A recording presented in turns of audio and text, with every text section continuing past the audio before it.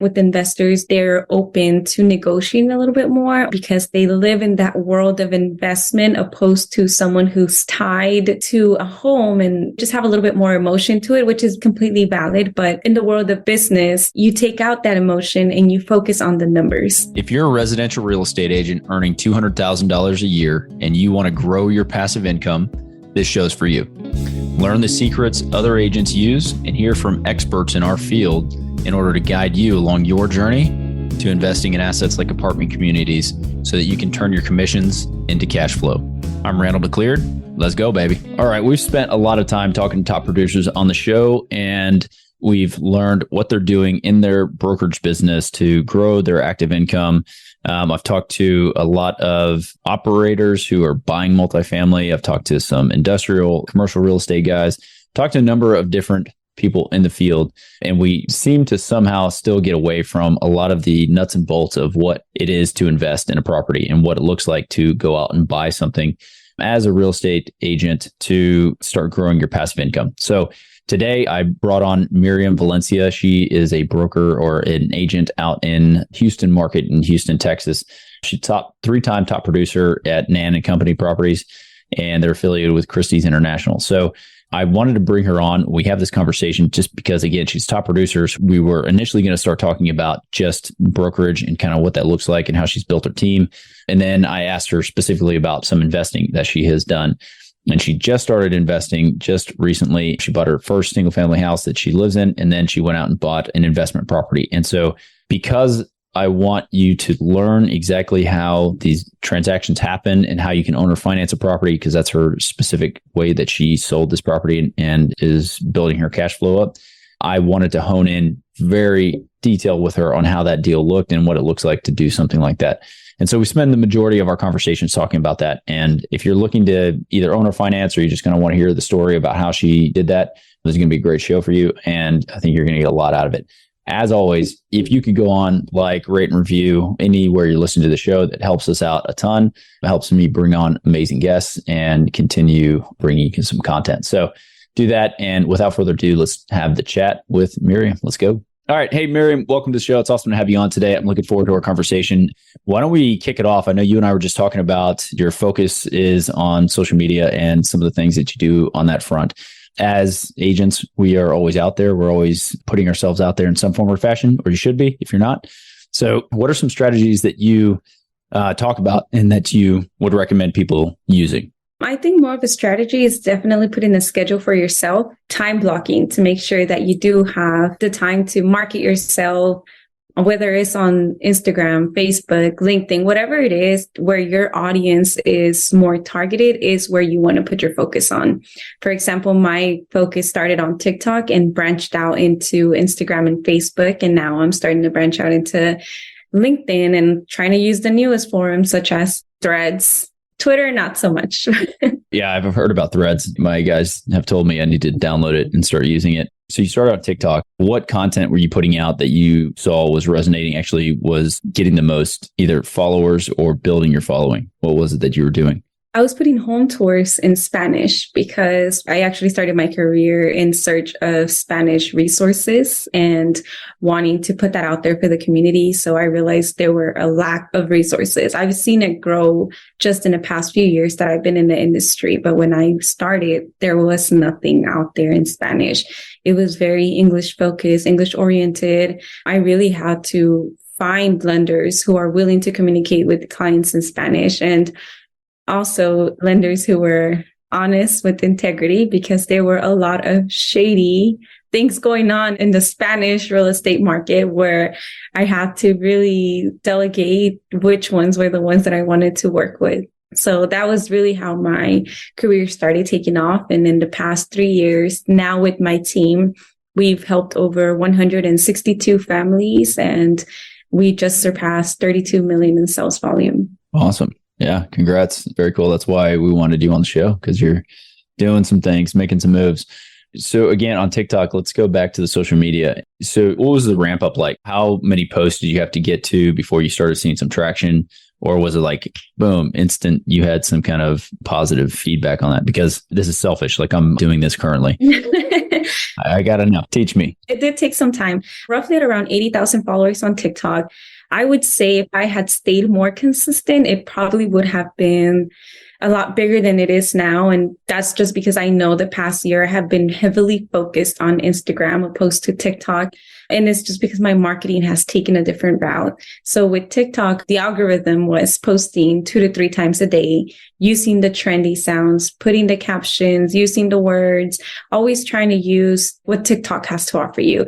If you go to Instagram, you want to use what Instagram has to offer you so it can push out more in their algorithm. Okay. So then you got up to 80,000. Are you still posting on TikTok? I am, but I don't post every day and I don't post the 2 to 3 times a day like I used to. Okay. It's a lot of work. It's another job. Oh, for sure. And with my team taking my time now, it's really difficult for me to still do the 2 to 3 times a video on TikTok and manage my team. That's my balance right now, but it's definitely possible. I will go back to it. I have my mindset set on like, I will definitely get my reach up there just so I can keep generating leads for my team. That's the crux of it. The question is like, what has it done? If you have 80,000 followers, can you point to it and say that produces me 1 deal a month, that produces me 50 leads a day? Like, what does that translate into? Absolutely. Roughly around 2 deals a month. Okay. And for my team, another 2 to 3 deals. Okay. So personally, you're taking, and then you're sharing that with your team as well. Right. I'm transitioning more to the buyers, passing them on to my team so that I can focus more on my team. Okay. Yeah. And then I want to talk about your team, your setup, the market you're in, all of those things. I touched on a little bit in the intro, but I want to dive into that. But since we're talking social, I want to know, you've hit on something that's pretty interesting. So 4 to 6 deals a month coming from your 80,000, and that's directly from TikTok alone, or do you have that same sort of thing built up on Instagram? And so you're getting deal flow from that as well. Yeah. So my TikTok is connected to my Instagram. Okay. Anytime somebody messages me, they can also contact me on Instagram. And most of the messages are, I found you on TikTok. How can I go on purchasing a house? Okay. So it's a flow through from both. Okay. And so why are you branching out into LinkedIn? What is that doing for you now? I feel like LinkedIn is a professional or more professional social media platform. With LinkedIn, you reach out to find resources such as financial advisor who can help me write a P&L for my team. So really setting up my team as a business and of doing a business structure opposed to just here are leads, let's sell real estate. It's more of the back end work. And of course, the leads that you do, I've gotten 1 lead from LinkedIn since I started earlier this year. The leads can be a little bit more secure because, on LinkedIn, people have, for the most part, corporate jobs or they have established businesses. So when you market yourself on LinkedIn, you're marketing yourself to an entire different market than you would on people who are just scrolling on TikTok or just passing by on Instagram. Yeah. It's with more purpose. Yeah. So when you're doing TikTok and Insta, are those paid posts, like sponsored, or are you doing just free like content that you're putting out? TikTok is free content. I've never paid or advertised any videos there. And with TikTok, it's more personal. I feel more comfortable getting on camera on TikTok and speaking without any makeup or even my hair in just a bun and ponytail. TikTok, it's more relatable and it's more personable. People want to see a human making mistakes, talking, showing your day to day. Instagram is a little bit more curated. You want to post the pretty photos, the fun events. Sometimes you have to edit them a little bit so they can fit the Instagram culture. Very good tips. I like it. So is that your main lead source right now? Are you doing anything else to market? I get a lot of referrals at this point, referrals from my past clients, all the families that we've helped. I stay connected with them through social media. I'll like their posts. I make sure to congratulate them. If they have any big events, such as a wedding, send a little gift, but it's always through social media. Okay. The ones who don't have social media, we do give Christmas gifts. We give pies for Thanksgiving. We did a Mother's Day photo shoot this year so that people with any one of our clients can come and take photos. So it's always trying to stay connected, and that helps with our referrals. I work with several builders now, and some of those builders were from referrals. Yeah. All right. So very cool. That's right off the bat, some good information, good tips. If you're not on social media or using it in a big way, follow some of those steps and grow a following. We are literally doing that right now. I've got a team that helps me do that just because it is a lot of work. And so I just get to see some of the stuff that they're working on. And then I'm on there commenting and posting, because that, I think, is where the real magic happens, I think. All right. Thanks for that. Why don't we go ahead and go back and tell me a little bit about the team that you built, the market you're in, and really the price points and what you focus on with your team. Okay, so we are a team of 6. We are in the Houston market and surrounding areas. Anywhere we'll work that has clients. We have builders in Livingston. We have builders in Waller, Texas, and we have builders everywhere. We've gone as far as LaPorte, Texas. So we are not afraid to make the drives, because we know that our clients need the services, and not a lot of real estate agents are willing to make those drives or do the effort, just the one extra little step. But that's what has gotten us, I think right now, just with us 5, we have about 14 listings on the market and 9 more coming soon. So our team is very goal oriented, and that comes from my own goals that I've always set myself. I'm very goal oriented, and I have a number that I want us to reach, and we work and we meet every single week to run our numbers, make sure that we're on the path that we're supposed to be. And if not, we run and we try to see where are we lacking, what needs work. All right. What's the price point really that you guys are focusing on? Right now, we're in the mid 400s, 4 to 500s. Okay. Median. What's median in Houston? Median is right about 350, if I'm not mistaken. Okay. Yeah, I think the last I looked in San Antonio were 320. That was maybe the last month. So I don't know if it's changed much. Yeah, in Houston, we go over there quite a bit. Well, not quite a bit, a couple times a year. And like the Heights area and that sort of thing is where we spend a lot of time, but it's a great market. All right. As we were talking earlier, I really want to focus most of this conversation around investing. You've been in real estate how long? 3 years. 3 years. Okay. And in that time, you started your own team, you built that up, and you have purchased, I guess, a single family that you live in, your current. Is that correct? Yes. Okay. And then you bought an investment property. Is that right? Yes. All right, cool. So let's talk about the whole idea of the show again, is building your cash flow up, getting that passive income coming in, whether it's through single family investments, investing in apartments, investing in commercial real estate of any form or fashion, or even other investments that will yield cash flow. That's the whole idea. You've started it. There are a lot of agents I know that have not invested any money at all.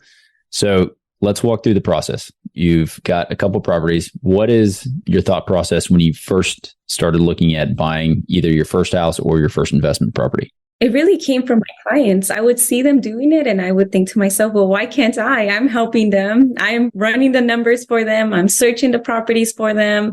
Why am I not doing this for myself? So that was my initial thought. And it really just made sense for me to purchase properties as well. I would see the equity they would build from selling. And I just thought, wow, that's amazing.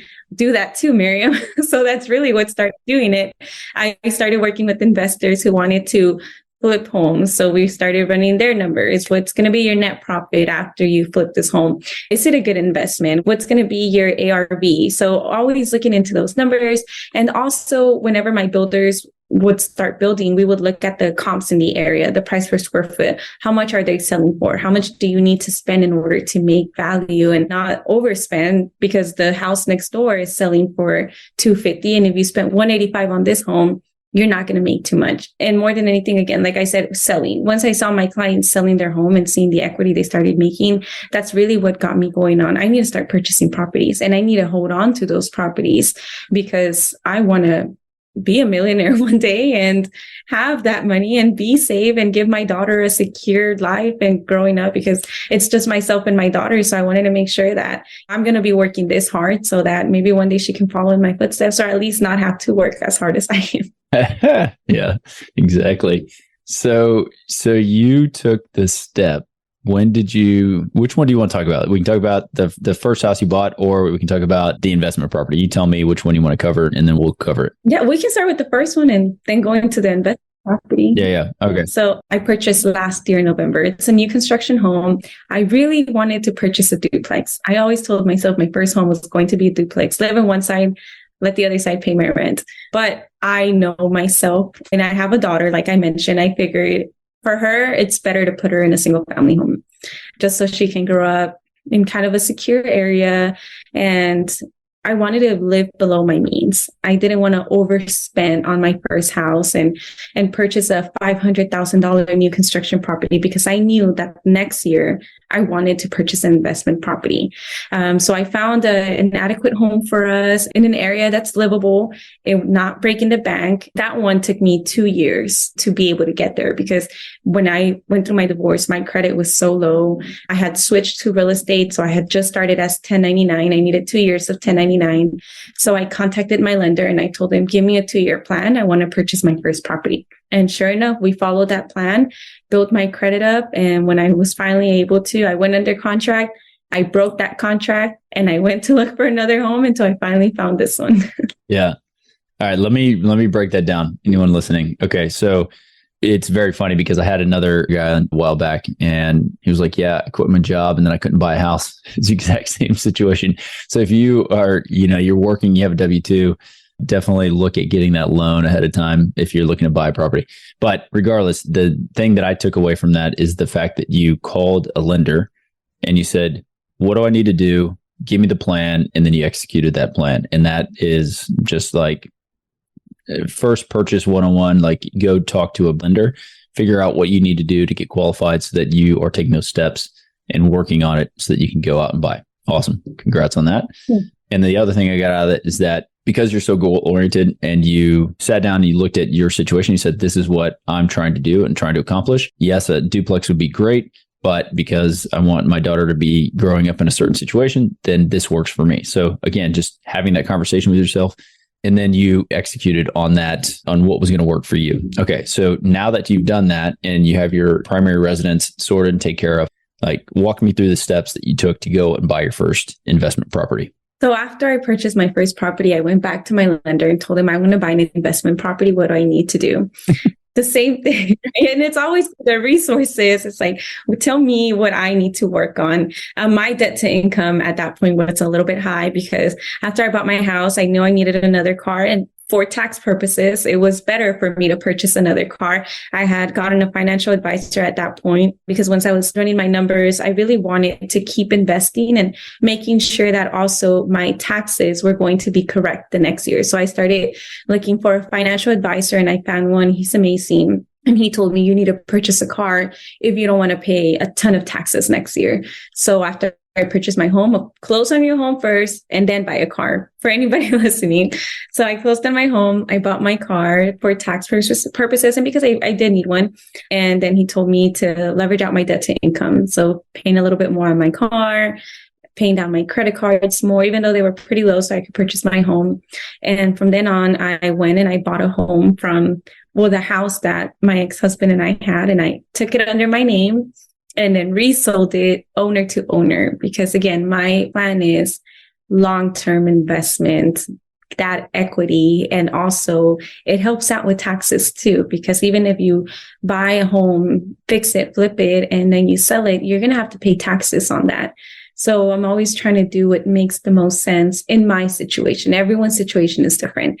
Next step was selling the home owner to owner with a little bit higher interest rate than I purchased it. And that's really how I'm going to make my money. Yeah. Awesome. Okay. So we're going to break down that strategy. Owner to owner, if you're listening and for whatever reason don't understand what that is, it's a seller finance, right? You own the property and then you can go and owner finance it. There are a lot of things that go into that. If you have an underlying loan on the property to a bank, there's a thing called a due on sale clause that you have to be aware of. And so you're basically wrapping a loan.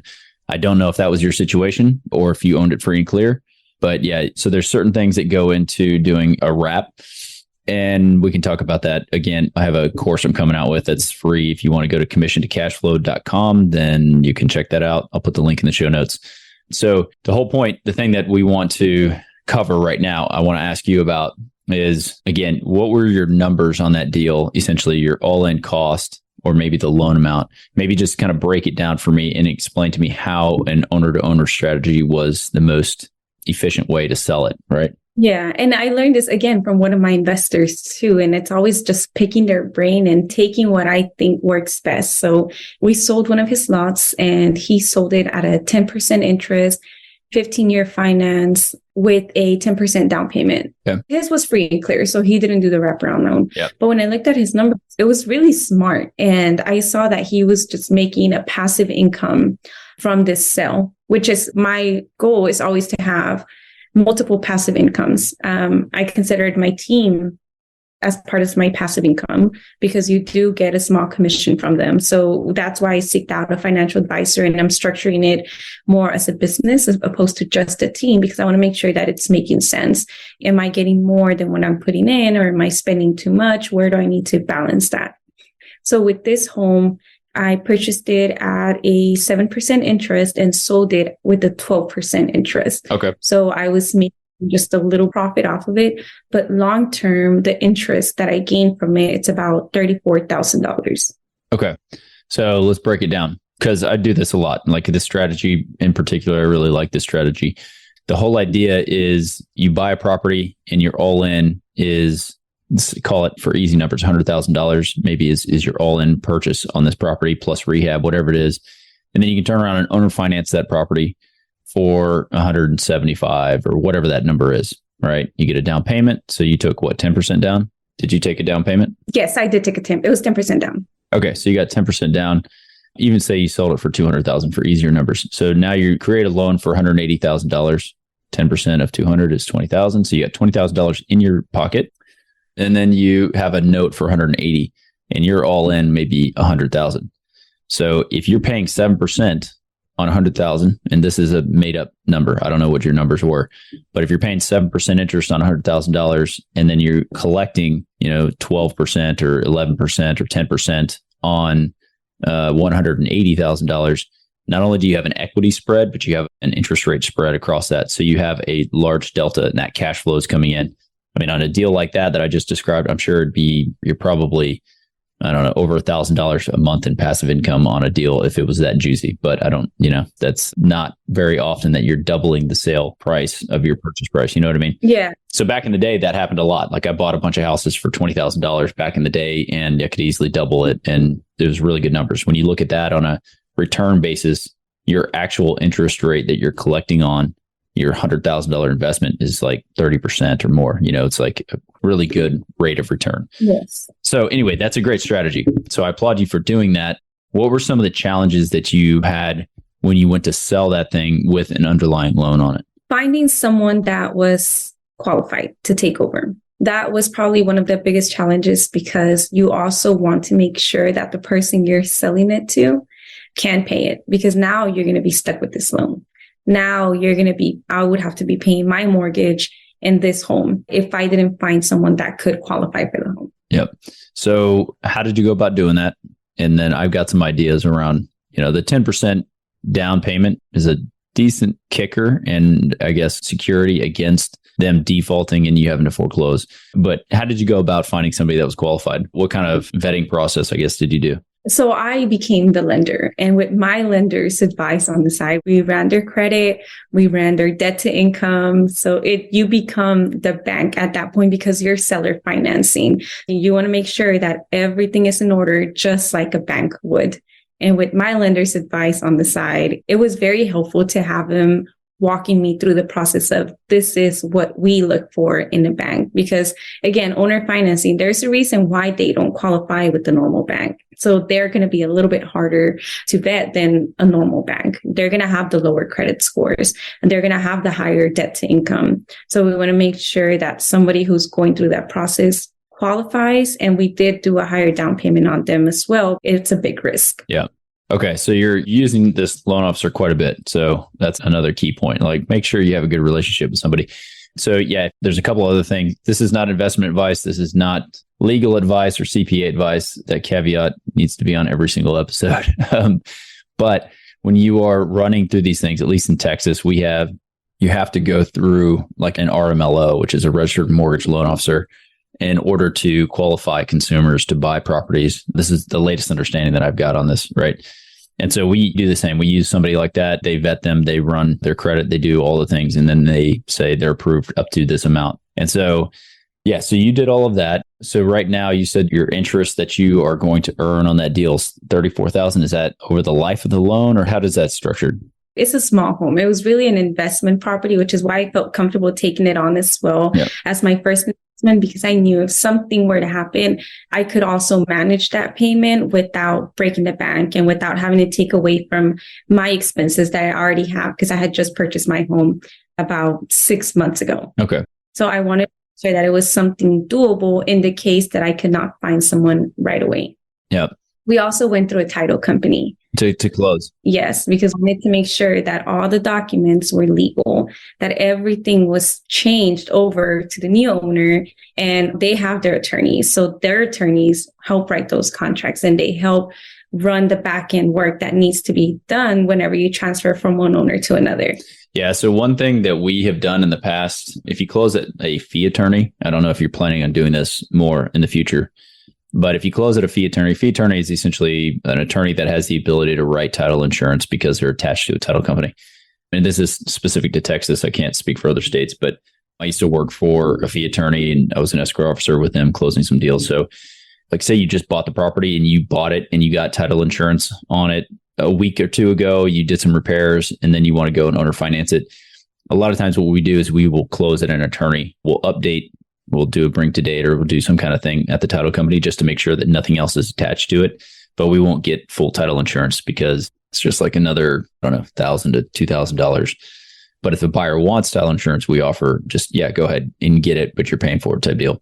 So anyway, if you're doing this again in the future, it may be a way that the buyer can save some in closing costs, and you can just give them and show them this is the title policy that we just had. I'm going to write that one down on my notes. Yeah, because you really just got title insurance. The only thing that would attach to the property you would know about, and you're the lender, you're closing the deal as a lender. So you don't really need a lender title policy because you just bought it. And so again, it's into the buyer if they really want that or not. That's something to protect them. And I never discourage them from getting it. I just let them know, like, I literally just bought this thing. Title's still clear from X, Y, and Z. We're proud to be sponsored by Ridgeline Investment Group. Ridgeline has a track record of transacting more than $53 million in assets throughout Texas. Ridgeline is currently looking to acquire 100 to 200 unit Class B multifamily communities between 5 and 20 million in San Antonio, Temple, Waco, Tyler, and other Texas secondary markets. To learn more about Ridgeline Investment Group, visit www.ridgelineig.com. Okay, let's see. So again, your spread on the deal is going to be $34,000. Are you planning to do this strategy again? Are you looking at other ways to invest? I still want the duplex. All right. Yeah. So that's where I said next. So that's my goal for next year. If not the end of this year, the beginning of next year is to purchase the duplex. Okay. One, I love that you have that goal. You already have it set. You already know what you're looking for, right? So that eliminates a lot of other things that you could otherwise get shiny object syndrome and just kind of like look around and have, 30 different investment strategies you're trying to implement all at one time. That makes it difficult.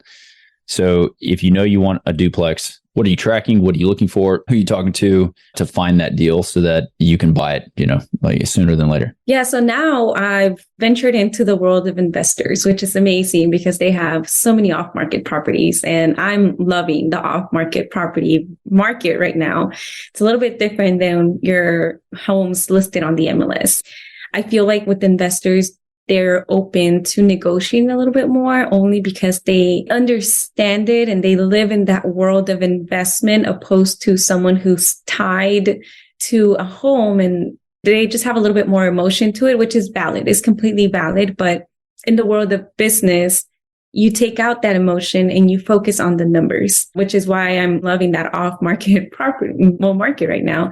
So I'm venturing into off-market, and duplex is not necessarily what I need to buy. I'm also looking into multifamilies such as fourplexes. We're running the numbers with fourplexes. I work with people I helped clients purchase duplexes, fourplexes. Right now I'm working with someone who's venturing into commercial, and he's wanting to possibly purchase his biggest deal anywhere ranging from 5 to 10.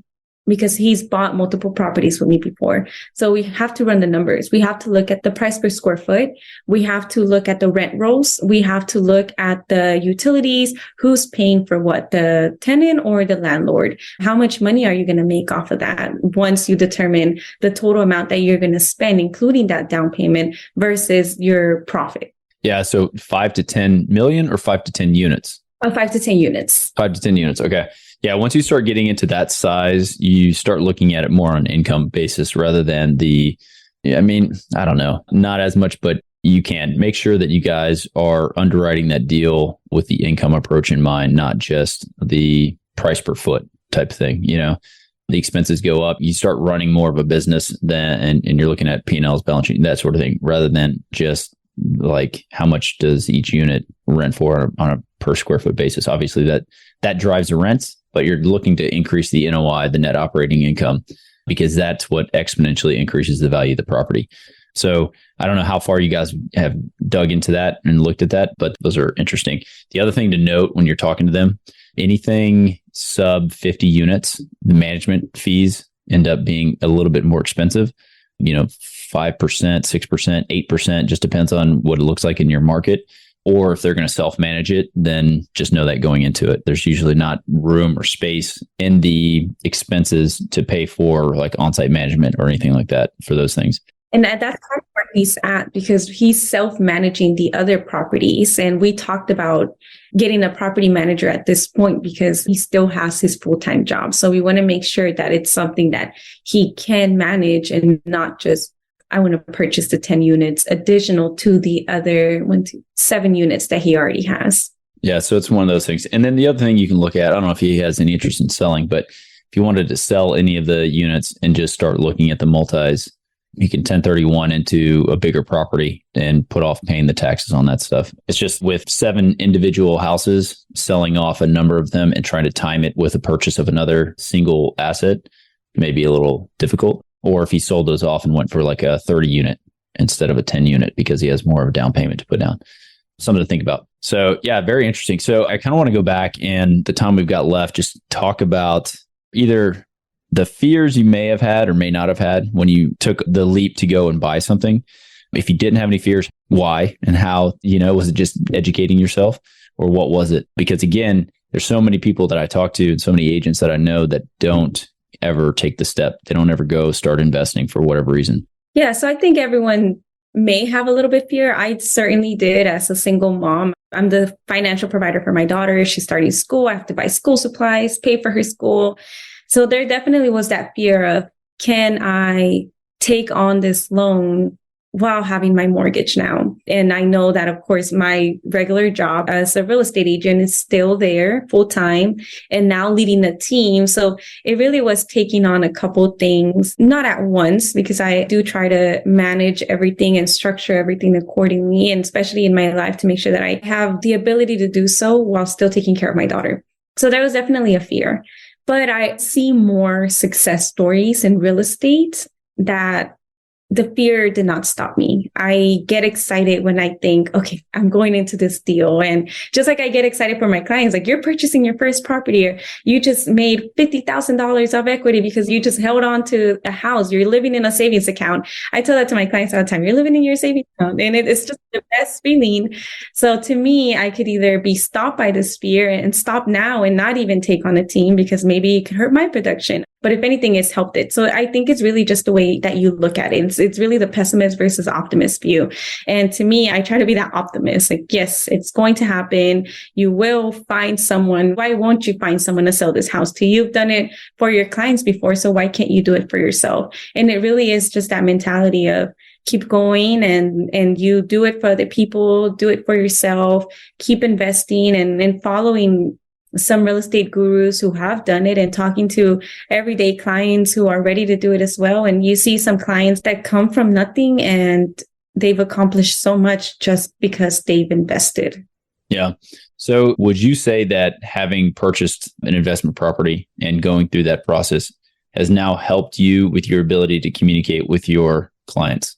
Oh, absolutely. And then they also see you as more of a reliable source because you have done it. It's easier to tell them, you should purchase this property, you should buy this home, and I'm not even doing it. So I would realize, kind of like a tattoo artist, would you just trust a tattoo artist with no tattoos if they've never gotten one? Why haven't you gotten one? But you're over here giving them. So to me, it's the same thing. If I'm not purchasing my own houses, my own investment properties, I can't preach on them on the importance of purchasing properties.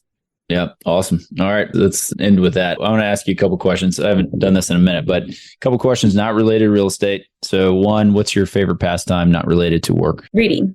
Reading. Awesome. Any good books lately anyone should know about? Yeah, I'm reading Build. Okay. About businesses and startups. Who's the writer? Do you know? No, I'm not great with telling author. I'll tell you right now. Okay. Build. We'll throw a link in the show notes. I haven't heard of that, so I'll look it up.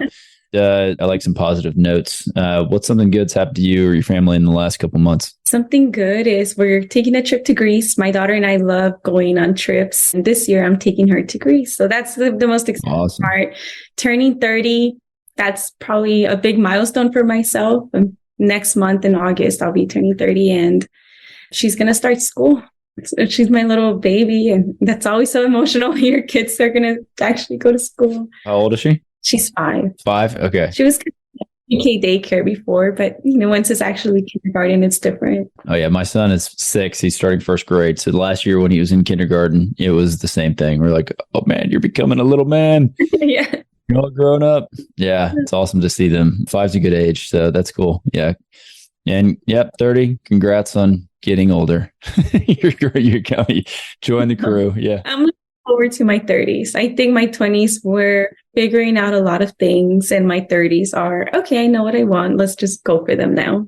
Yeah, that's awesome. I heard a good saying. A buddy of mine said, your 20s, you're doing a lot. You're running around, trying anything. 30s, you like hone in on a few, and then 40s, you earn your money. 50s, you're done. Something like that. It was like some... I'd love to be done by 50. Yeah, that's right. Yeah. All right. And then finally, do you have one or two people who've been most influential to the way you think or your success? Yeah, absolutely. I would say my mom, who's not going to say maybe their mom, but my mom actually has never really worked, but she's always had the mentality of figuring it out. No matter what we do, where we're going, what's going on, she's always figured it out. And she's together with my dad. But yeah, my mom has always been, there's always a way. There's always a way. And the what if doesn't exist. That's her big in Spanish. The what if doesn't exist. And I go by that a lot. The what if doesn't exist. It's just you either do it or you don't. Oh, I love that. Yeah, that's great to finish on. What if doesn't exist. Awesome. And shout out to the moms out there. Miriam, it's awesome having you on the show. If you guys want to reach out to Miriam, she's in the Houston market in Texas, then by all means, her contact information is in the show notes. It was awesome talking to you about your investment and what you have done, and congrats on that. And I want to hear about the duplex, fourplex, whatever it is that you end up with. So keep going. I'll let you know. Yeah. Sounds good. Appreciate it. Thank you for having me on. Yeah, for sure. All right, guys, we'll catch you on the next episode. Surprisingly, most of the agents we speak with got into real estate hoping to gain passive income and become work optional. However, only 1 in 5 ever start investing. Most are simply too afraid to start. Once you get educated by listening to this show, you'll be able to overcome that fear and become the 1 in 5 who are finding financial freedom. Don't miss a single episode. If you want to stay up to date, the best way is to make sure you're subscribed. So if you haven't done that, go ahead and do it now. And we'll catch you on the next episode.